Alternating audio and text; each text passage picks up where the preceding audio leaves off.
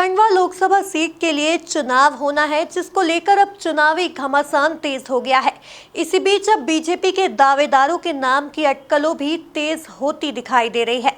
नमस्कार, मैं हूं साक्षी जैन और हमारे साथ हमारे संवाददाता नमन जुड़ चुके हैं।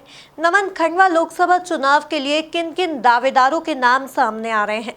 जी देखिए, बिल्कुल यदि बात की जाए तो कोरोना का कहर थमने के बाद अब कहीं ना कहीं उपचुनाव को लेकर के जो सुगबुगाहट है वो तेज होने लगी है। वहीं इस बीच यदि बात करें तो 3 विधानसभा और 1 लोकसभा में जो है वो चुनाव होने हैं और वो लोकसभा सीट खंडवा लोकसभा सीट होगी, जहां पर जो है कोरोना संक्रमण के बाद एक बार फिर से उपचुनाव की जो सियासत है वो कहीं ना कहीं सियासी हलचल जो है वो तेज होने लगी है, जिसमें अब दावेदार भी जो है वहाँ पर सक्रिय नजर आ रहे हैं।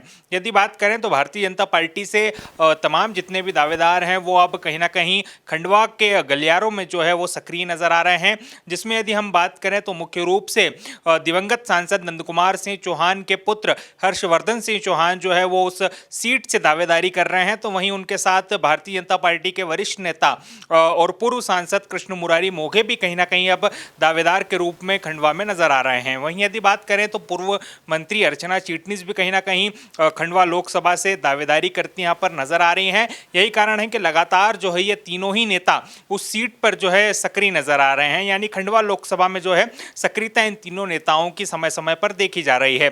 यदि बात करें तो आने वाले समय में यानी जल्द ही उपचुनाव जो होने हैं और उसको लेकर के लगातार भारतीय जनता पार्टी भी जो है अपनी अपनी तैयारियां जो है वो करती नजर आ रही है। उस बीच तमाम जितने भी दावेदार हैं वो भी कहीं ना कहीं खंडवा लोकसभा की जो के सियासी गलियारे हैं वहां पर अपनी सक्रियता बनाने के लिए जो है लगातार देखे जा रहे हैं। तो वहीं अब देखने वाली बात होगी कि भारतीय जनता पार्टी किस दावेदार को इस चुनाव में जो है अपना चेहरा बनाती है। क्या इस चुनाव के साथ साथ बीजेपी को अब गुटबाजी का डर भी सताने लगा है? जी देखिए, यदि बात करें तो लगातार कोई भी चुनाव आता है तो वहाँ पर दावेदारों की एक लंबी लिस्ट होती है। यदि बात करें तो भारतीय जनता पार्टी में कुल मिलाकर दावेदारों की संख्या अच्छी खासी किसी भी चुनाव में होती है और यही जो है खंडवा लोकसभा उपचुनाव में भी देखा जा रहा है। यदि बात करें तो मुख्य दावेदार यहाँ पर हर्षवर्धन सिंह चौहान, कृष्ण मुरारी मोघे और अर्चना चिटनिस हैं। तो वहीं उसके साथ साथ कई और भी दावेदार जो हैं वो इस खंडवा लोकसभा उपचुनाव के लिए जो है सक्रियता यहाँ पर दिखाते नजर आ रहे हैं। तो वहीं लगातार जो है इन दावेदारों की सक्रियता के बीच संगठन भी अब तैयार नजर आ रहा है और संगठन भी कहीं ना कहीं आने वाले समय में लगातार संगठन के जो बड़े नेता हैं यानी भारतीय जनता पार्टी के प्रदेश अध्यक्ष, संगठन महामंत्री, जितने भी लोग हैं वो लगातार जो है खंडवा लोकसभा में अपना दौरा करेंगे और वहां पर जाकर के कार्यकर्ताओं से और नेताओं से जो है खंडवा लोकसभा को लेकर के हालचाल जानेंगे। उसके बाद जो है लंबी एक प्रोसेस होती है भारतीय जनता पार्टी में टिकट वितरण को लेकर के, जिसे पूरा करने के बाद कहीं ना कहीं संगठन ये तय कर पाएगा कि किस चेहरे को वहां पर चुनावी मैदान में उतारना है। तो वहीं कहीं ना कहीं लगातार यदि देखा जाए तो जब किसी भी चेहरे को पार्टी उम्मीदवार बनाती है तो कहीं ना कहीं एक डर गुटबाजी का जरूर सताता है, जिसे भारतीय जनता पार्टी दूर करने के लिए हर संभव प्रयास करती भी नजर आती है। तो वहीं जब खंडवा लोकसभा को लेकर के भी दावेदार का चयन होगा तो उसके बाद कहीं ना कहीं संगठन गुटबाजी दूर करने के लिए कई सारे प्रयास करते देखे जाएंगे। नमन, बीजेपी के साथ साथ कांग्रेस इस चुनाव के लिए कितनी तैयार नजर आ रही है?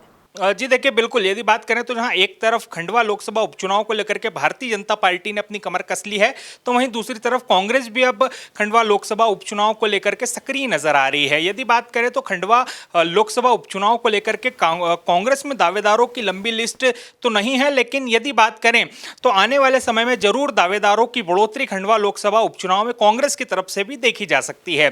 यही कारण है कि लगातार वहां से पूर्व सांसद जो रहे हैं अरुण यादव, वो भी अब अपनी सक्रियता दिखाते नजर आ रहे हैं। तो साथ साथ कांग्रेस के जो अन्य नेता है वो भी कहीं ना कहीं अब खंडवा लोकसभा जो सीट है वहां पर अपनी सक्रियता दिखाते नजर आ रहे हैं। चूंकि बात करें तो खंडवा लोकसभा की जो सीट है वो कहीं ना कहीं मालवा निमाड़ के लिए एक अहम सीट जो है मानी जाती है।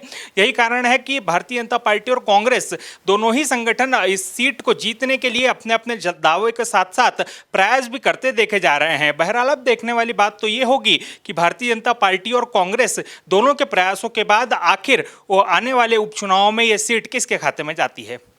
नमन, चुनाव होने की संभावनाएं कब तक जताई जा रही हैं? जी देखिए, बिल्कुल यदि बात करें तो कोरोना का कहर अब पूरी तरह से तो नहीं थमा है, लेकिन फिर भी जितना थमा है उसके बाद कहीं ना कहीं निर्वाचन आयोग भी अब इस तैयारी में है कि जल्द से जल्द जो उपचुनाव हैं वो करवा लिए जाए। चूंकि आने वाले समय में नगर निकाय और पंचायत के चुनाव भी होने हैं, तो ऐसे में कहीं ना कहीं ये संभावनाएं जताई जा रही है कि उनसे पहले ये उपचुनाव कराए जा सकते हैं।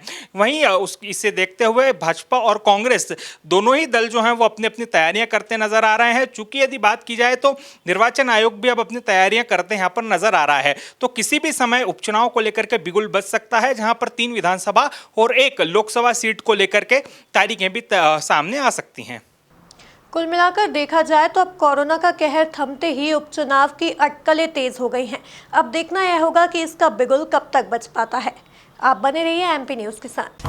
एमपी की नब्ज, एमपी का हाल, मध्य प्रदेश की हर खबर एमपी न्यूज टीवी के साथ। लगातार खबरों के लिए सब्सक्राइब करें हमारा YouTube channel MP news TV. Latest updates के लिए बेल आइकन दबाना जरा भी न भूलें।